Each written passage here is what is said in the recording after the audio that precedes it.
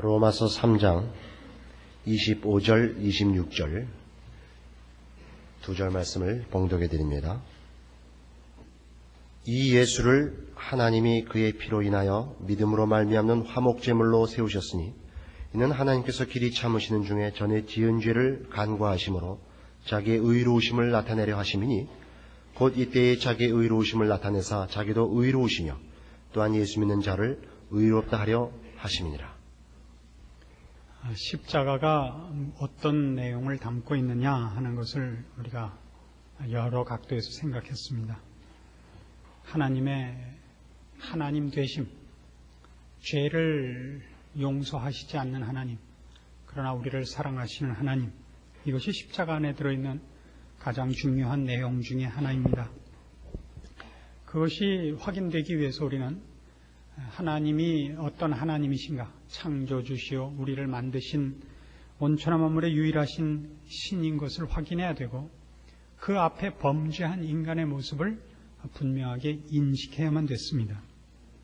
그 죄를 씻는 방법이 다른 방법이 없고 예수 그리스도의 대속의 십자가로만 가능하다는 것을 확인했습니다. 그러나 이 사건은 자칫하면, 이 십자가 사건은 조금은 너무 감상주의로 흐를 위험이 있습니다.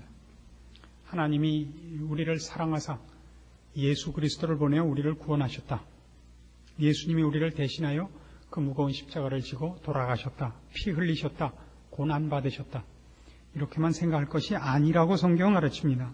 25절 보시면 이 예수를 하나님이 그의 피로 인하여 믿음으로 말미암는 화목 제물로 세우셨다.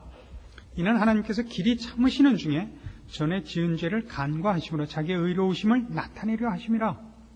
여기 분명히 우리가 확인해야 될 것이 이겁니다. 십자가는 하나님께서 죄에 대하여 어떻게 대응하시는가를 비로소 역사상 처음으로 나타낸 자리라는 것입니다. 그러니까 죄에 대하여 하나님이 어떤 반응을 보이시는가 하는 것이 처음 제대로 나타난 자리입니다.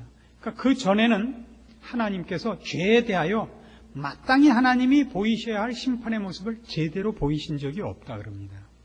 그러니까 십자가상에서 무엇을 보느냐면 죄에 대한 하나님의 반응을 봅니다.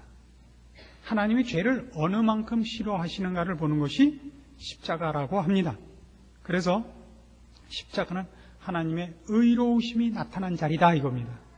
우리는 조금 전에도 말씀드린 바와 같이 십자가 그러면 하나님의 사랑과 용서와 자비와 긍휼과 은혜라는 시점에서는 늘 생각을 해도 거기가 하나님이 죄에 대하여 심판하시는 하나님, 두려워할 하나님, 엄위하신 하나님이라는 시점에서의 그런 관점에서의 하나님의 의가 강조된 것으로는 생각하는 면이 조금 부족하지 않나 싶습니다. 그래서 오늘날 기독교는 언제나 복이라든가 기쁨이라든가 감사라든가 이런 것으로는 그 기독교에 대한 그 표현이 수식되어도 두려워할 하나님, 죄를 지으면 큰일 나는 신앙이라는 거룩과 심판이라는 차원에서는 기독교는 조금 약화되어 있는 것이 사실입니다.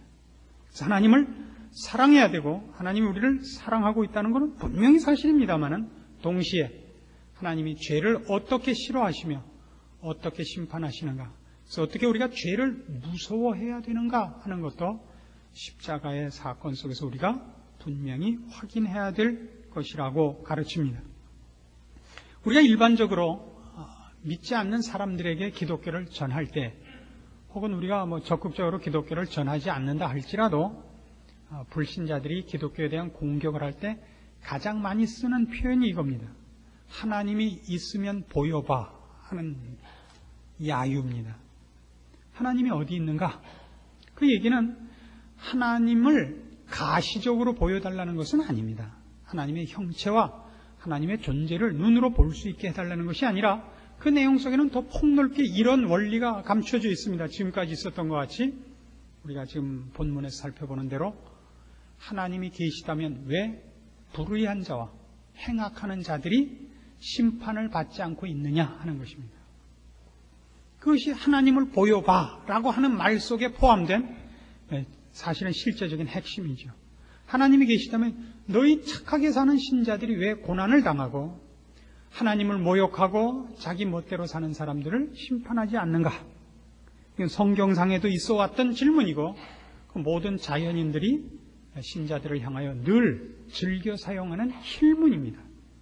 그래서 오늘 우리가 그 답을 할 줄 알아야 됩니다. 성경의 답은 이겁니다. 십자가 사건이야말로 하나님이 어떻게 죄에 대하여 심판하시는가라는 역사상에 드러낸 커다란 증거요. 그리고 그 증거는 결국 이 세상을 심판하는 날이 있다는 것을 분명히 하는 사건이라는 것입니다. 그것은 하나의 증거며 십자가는 하나님의 심판에 대한 하나의 증거며 이 십자가는 또한 결국 있을 마지막 심판의 한 예표가 된다 이겁니다.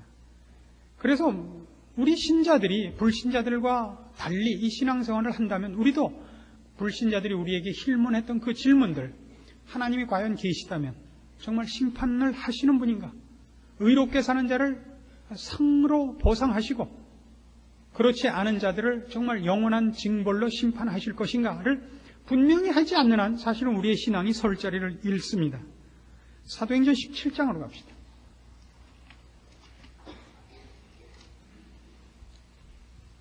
사도행전 17장 24절입니다. 사도 바울이 그리스의 아테네에 이르러서 거기 사는 주민들에게 기독교를 전파하면서 하나님을 설명하는 부분입니다. 잘 보십시오. 어떻게 설명하는가? 17장 24절입니다. 우주와 그 가운데 있는 만유를 지으신 신께서는 천지의 주제시니 손으로 지은 전에 계시지 아니하시고 또 무엇이 부족한 것처럼 사람의 손으로 섬김을 받으시는 것이 아니니 이는 만민에게 생명과 호흡과 만물을 친히 주시는 자이심이라. 인류의 모든 족속을 한 혈통으로 만드사 온 땅에 거하게 하시고 저희의 연대를 정하시며 거주의 경계를 하나셨으니 이는 사람으로 하나님을 혹 더듬어 찾아 발견케 하려 하심이로되 그는 우리 각 사람에게서 멀리 떠나 계시지 아니하도다. 우리가 그를 힘입어 살며 기동하며 있느니라. 너희 시인 중에도 어떤 사람들의 말과 같이 우리가 그의 소생이라 하니 이와 같이 신의 소생이 되었은즉 신을 금이나 은이나 돌에다 사람의 기술과 고안으로 새긴 것들과 같이 여길 것이 아니니라. 자, 첫 번째 하나님에 대한 묘사는 이겁니다. 너희들도 신이 있다고 알고 신을 섬기고 있는데 너희들이 근본적으로 틀리고 있는 건 이거다. 신이 있다면 신이 무엇이 부족해서 피조물인 인간의 도움을 받아야 되는가? 첫 번째 사도 바울의 지적입니다. 그렇지 않습니까? 신이 있다면 그 신이 뭐가 부족해서 인간들에게 먹을 것, 입을 것을 보조를 받아야 되느냐? 여러분 잘 아시는 대로 그리스 신화에 나오는 신들은 인간들이 제사도 지내야 되고 뭘 바쳐야 되고 그 뜻에 맞게 해야 되죠. 참 신이라면 신이 뭐이 부족해서 인간의 손으로 도움을 받아야 되느냐? 한 걸음 더 나가서 신이 정말 있다면 그 신을 인간의 기술, 신보다 못한 인간의 기술로 그 모습을 도안을 해야 된단 말이냐? 인간이 지은 집에 그를 모셔야 된단 말이냐?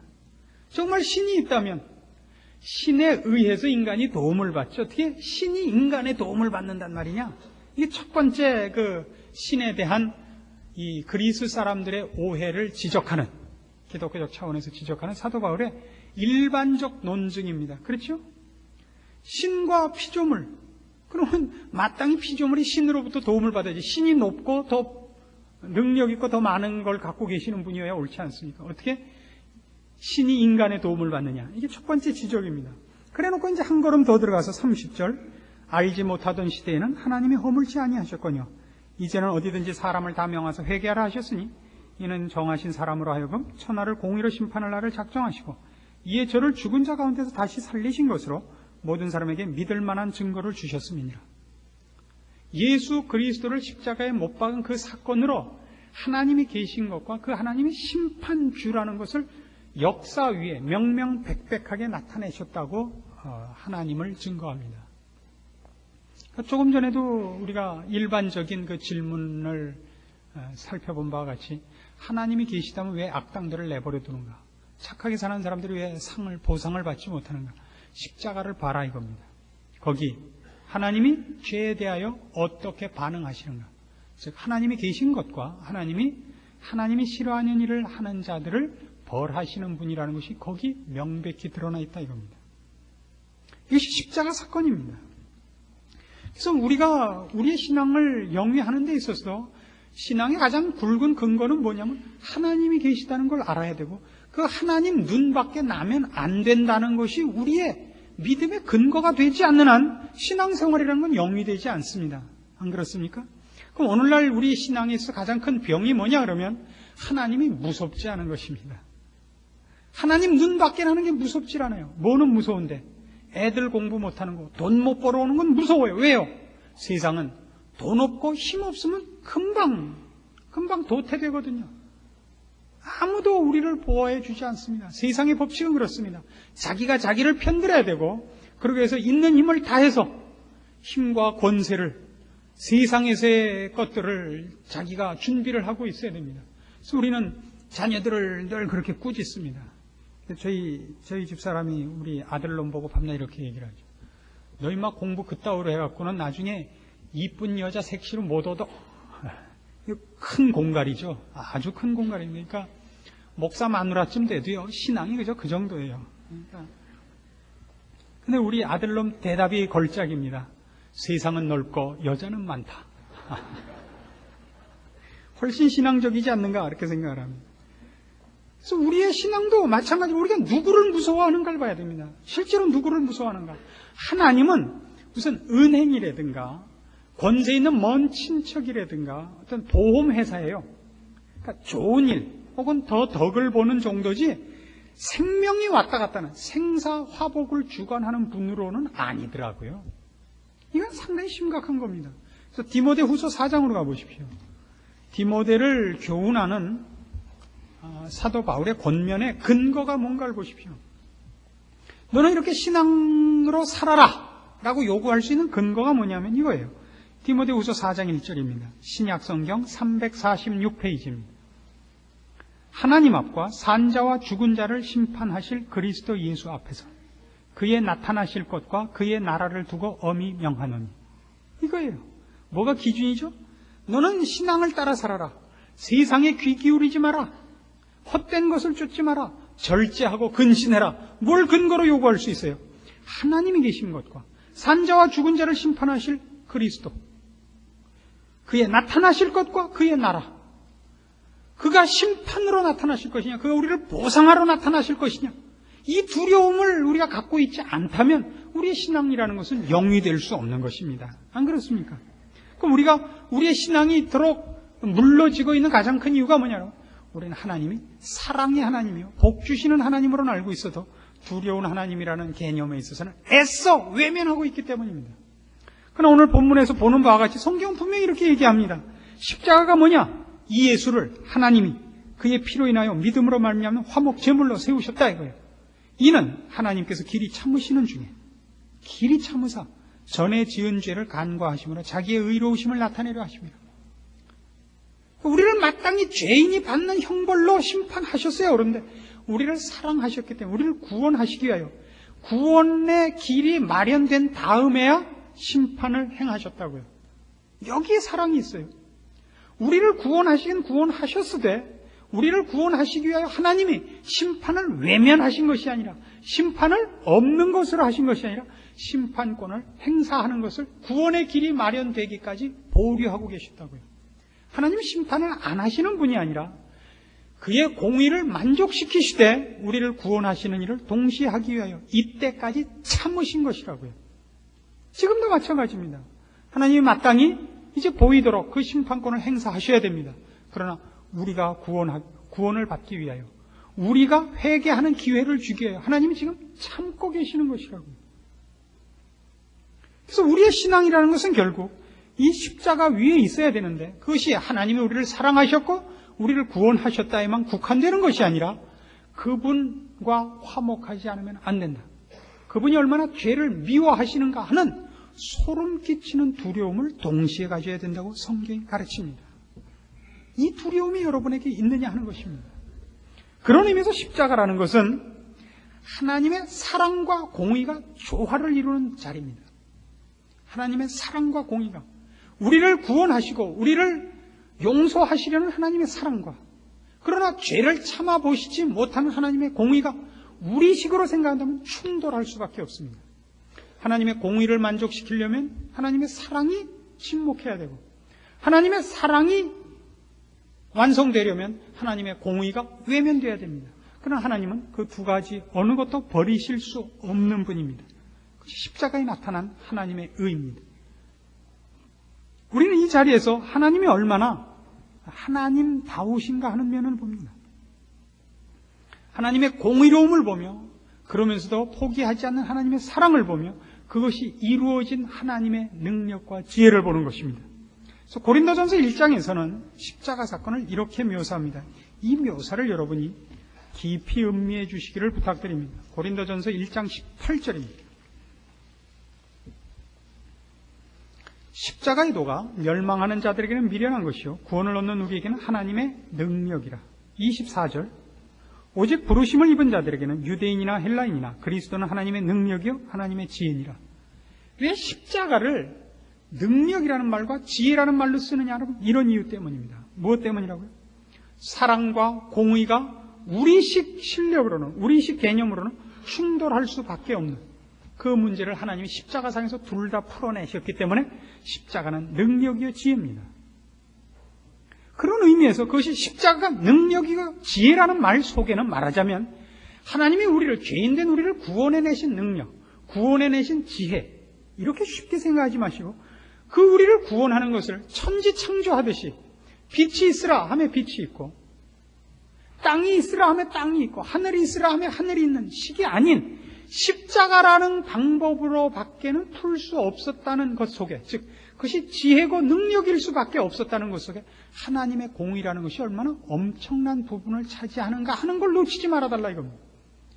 여러분이 사랑을 아무리 많이 강조해도 좋습니다. 여러분, 사랑을 강조한 것만큼 조금도 손색 없이 거기 공의가 있어야 되기 때문에 하나님은 우리를 구원하는 방법을 하나님의 지혜와 하나님의 능력을 동원해서 십자가라는 방법으로 밖에는 풀 수 없었다고 성경이 얘기하고 싶어 한단 말입니다. 우리를 구원하고 사랑한다는 그 문제를 천지창조의 능력 정도로도 할 수 없었던, 그렇게 그 문제를 어렵게 만들었던 것이 무엇이냐 말이죠. 하나님의 공의로우신 거룩한 성품 때문이라 말입니다. 하나님이 우리를 사랑하여 예수 그리스도를 보내신 사랑, 그럼 그 사랑에서 우리를 천지를 창조하시던 능력으로 왜 못 만들었냐 말이에요. 거기에는 바로 공의라는 부분이 저해 요소로 있기 때문이라고요. 그 공의를 만족시켜야 됐었다는 건, 다시 말해서 우리가 십자가 사건을 통해 하나님을, 사랑의 하나님, 용서의 하나님, 우리가 기도하고 매달리면 무엇이든지 들어주시는 하나님으로만 생각할 것이 아니라 두려운 하나님, 거룩한 하나님, 그 앞에 죄를 지어서는 안 되는 하나님으로 두렵고 떨림으로 그분을 인식할 필요를 느낀다 이겁니다. 그래서 이 십자가 사건을 베드로전서 1장에 가면 이렇게 아주 재미있는 표현으로 하고 있습니다. 신약성경 377페이지, 베드로전서 1장 10절을 봅시다.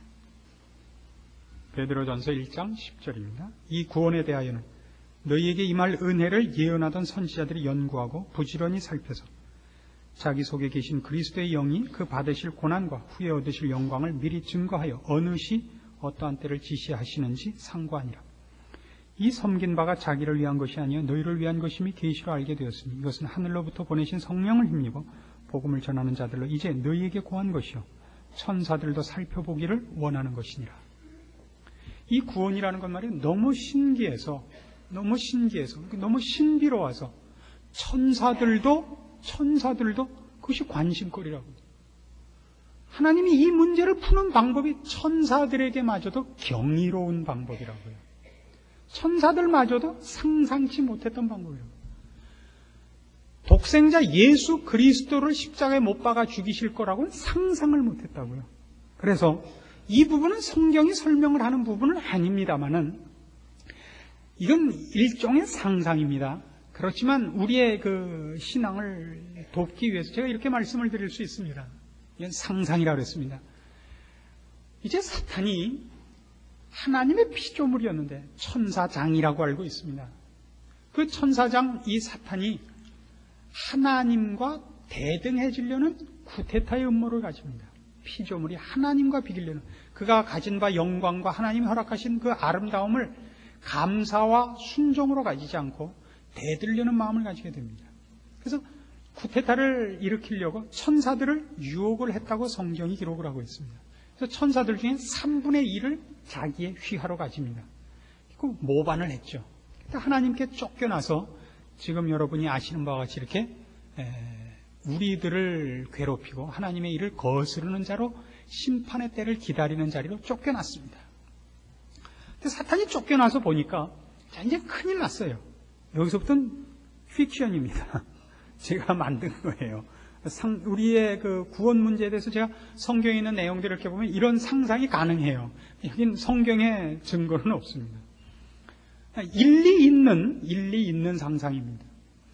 사탄 쪽에서 보니까 자기는 이제 큰일 난 겁니다. 자기는 이제 남은 것이 하나님 앞에 영원한 형벌밖에 없는 것을 압니다.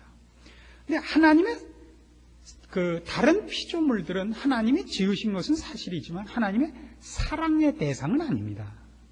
하나님의 일반적인 사랑의 대상입니다. 모든 피조물이. 그러나 인격적인 사랑의 대상은 인간뿐입니다. 인격적인 대상이라는 건 굉장히 다른 겁니다. 공중에 나는 새도 하나님이 먹이시고 입히십니다. 그러나 그 공중에 나는 새의 아버지는 아닙니다. 그 새에 관한 얘기도 마태복음에서는 이렇게 얘기를 하고 있습니다. 하늘에 계신 너희 천부께서 입히시거늘. 우리 천부라 그래요. 우리에게는 아버지십니다. 하늘에 계신 아버지지만 새에게는 아버지가 아닙니다. 그 새를 누가 먹이신다고요? 너희 아버지, 우리 아버지가 먹이세요. 우리 아버지일진정 새들에게는 아버지는 아닙니다. 새들에게는 하나님이실 뿐입니다. 그럼에도 불구하고 새들에게 먹을 것을 주시고 드레핀 백합화를 입히십니다. 그 일반적인 사랑이 있고 인격적인 사랑의 대상은 인간뿐입니다. 근데 이 인격적인 대상인 인간을 하나님이 사랑한다는 걸 사탄이 압니다. 사탄이 어떻게 하기로 했냐면 인간을 공범자를 만들기로 한 겁니다. 상상이라 그랬어요. 일리 있는 상상. 옛날에 대마초 사건이 터졌을 때 그 가수들이 대마초를 피우면 그 평상시에 나지 않는 음까지가 나온답니다. 그 약의 힘을 빌려서 또는 운동선수들이 어떤 약을 복용하여 평상시 자기 실력으로 낼 수 있는 힘 이상으로 내는 것과 같이 말입니다. 그때 옛날에 그 대마초를 상용하던 가수들이 그 죄를 면하기 위해서 누구를 공범자로 끌어들였는가 기억나십니까? 고 박 대통령의 아들 박지만 군을 끌어들였습니다. 근데 그것이 도리어 어떻게 됐죠? 더 큰 진노를 샀죠. 그래서 그때 되게 벌을 받았던 걸 기억하십니까? 그러나 얕은 꾀로 어떻게 생각을 했어요? 벌을 주려면 같이 줘야 되는데 아들을 벌 주진 않을 거니까 그럼 같이 면할 거라고 생각했죠. 사탄이 그런 상상을 했던 것 같아 보인다 이겁니다. 그래서 인간을 공범을 만들었습니다.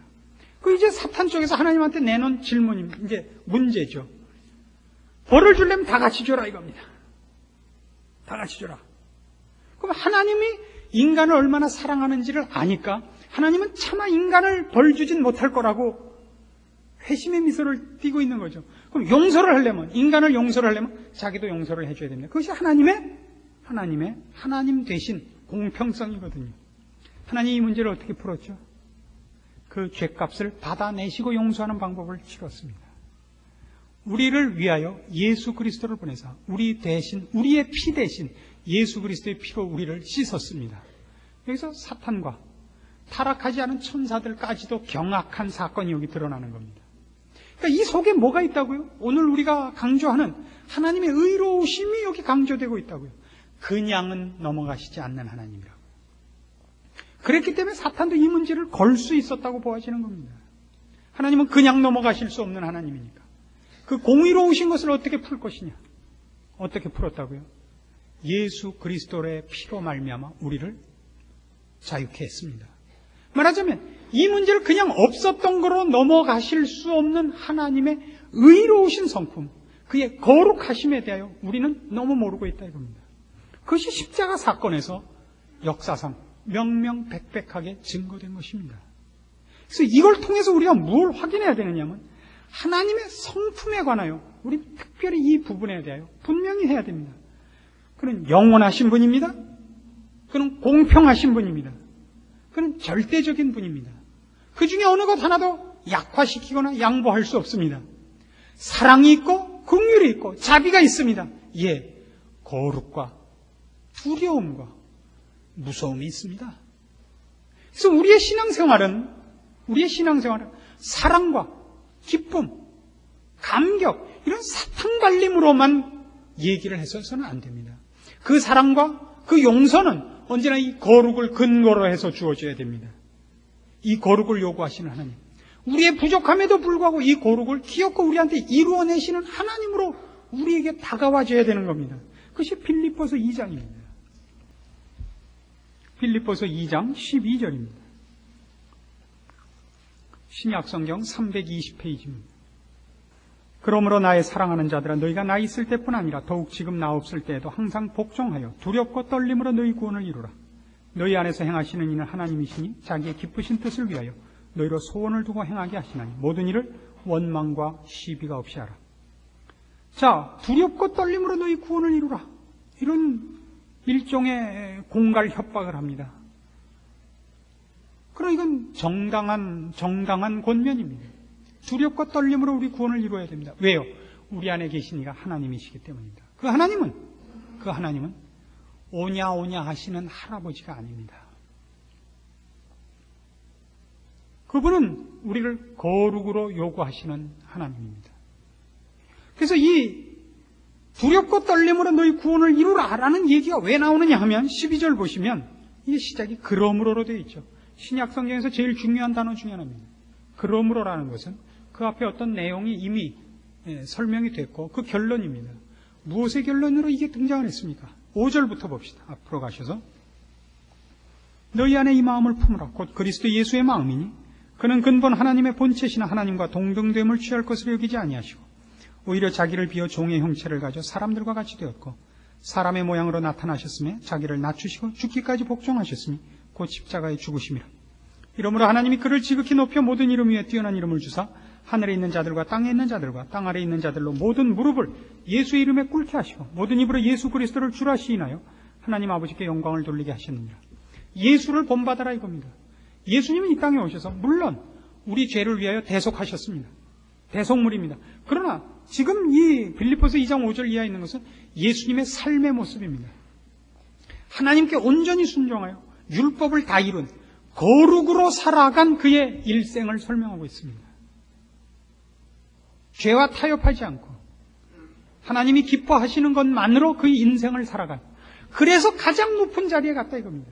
그래서 하나님께 영광이 됐다고요. 예수 그리스도의 순종과 그의 거룩한 삶을 강조하고 있습니다. 하나님을 기쁘시게 하기 위하여 살아간 그의 인생을 여기 하나의 모범으로 제시하고 있습니다. 그래놓고 우리에게 그러므로 너희도 두렵고 떨림으로 너희 구원을 이루라는 겁니다. 어떻습니까? 오늘날 우리 신앙의 최고의 약점이 뭡니까? 하나님은 우리가 필요할 때만 찾아가면 되는 분이고 급할 때 찾아가면 되는 분이고 보통 우리의 삶은 이 두려우신 하나님, 우리를 거룩으로 요구하시는 하나님, 우리를 죄에서 꺼내기 위하여 예수 그리스도를 십자가에 못 박으셔야만 됐던 하나님이 잊혀진 채로 우리는 여전히 자기 욕심대로 산다는 데 있지 않습니까? 우리는 아직도 죄의 무서움을 제대로 모릅니다. 십자가는 언제나 우리에게는 감상적입니다. 십자가는 감상적입니다. 십자가를 여러분 목에 자주 거시죠. 그 십자가 여러분을 어디로 인도합니까? 용서와 은혜와 하나님의 사랑으로. 좋습니다. 그것은 언제나 거룩과 함께입니다. 두려움을 가지실 수 있어야 됩니다. 죄를 미워하시는 하나님의 그 미워하심에 대하여 여러분이 절대 한시라도 잊고 있어서는 안 됩니다. 그것을 뛰어넘어 우리를 찾아오신 그 거룩의 성품을 우리에게 요구하시지 않고 예수 그리스도 안에서 풀어내신 하나님에 대하여 우리가 감사하는 것입니다. 그러나 이제 구원을 얻은 우리가 하나님의 사랑을 알고 하나님의 거룩을 알면서도 그의 거룩에 외면하고 있다면 그건 너무나도 하나님을 모욕하는 것이요, 우리가 얻은 바 사랑과 구원과 은혜와 자비를 모욕하는 것이 됩니다. 십자가를 생각할 때마다 거기에 감사가 있듯이 두려움이 있어야 됩니다. 그래서 여러분 마음속에 죄를 미워하는 마음이 생기고 죄가 여러분을 유혹하고 시험할 때마다 그거를 미워하기를 우리 하나님께서 예수 그리스도를 십자가에 못 박아 죽이셔야만 됐던 죄에 대한 진노를 생각하여 여러분 마음속에 죄가 발 디딜 틈이 없도록 여러분의 마음을 온전히 주 앞에 붙들어 매십시오. 십자가 아래만 있게 하십시오. 그렇게 여러분의 삶이 하나님을 사랑하되 두려움으로, 두려워하되 기쁨으로, 그것이 여러분을 거룩으로, 그래서 참다운 영광으로 인도하시는 사랑의 매라는 걸 기억하는 그 두려움이 여러분의 자랑인, 그 두려움이 여러분의 기쁨인 그런 신앙으로 인도되기를 권합니다. 기도하십시다. 하나님 아버지 은혜를 감사합니다. 우리의 미련한 것을 주께서 아시오니 주신 말씀을 우리에게 잊혀지지 않도록 아로새기시고 주의 사랑의 매로 깨우침으로 우리를 지키시고 우리의 심령을 붙드시고 우리의 발걸음을 지켜주시옵소서. 우리 마음대로 살지 말게 하옵시고 우리를 위하여 흘리신 그리스도의 십자가가 그 피가 헛되지 않도록 주의 능력이 우리를 온전히 보호하소서. 마땅히 주를 두려워할 대로 주를 두려워하게 하시고 그 사랑을 힘입되 거룩으로 그 사랑을 받아들이게 하시옵소서. 성실과 순종으로 우리의 짧은 인생을 주 앞에만 바치도록 힘있게 우리의 신앙을 붙잡아 주시옵소서. 예수님의 이름으로 기도합니다. 아멘.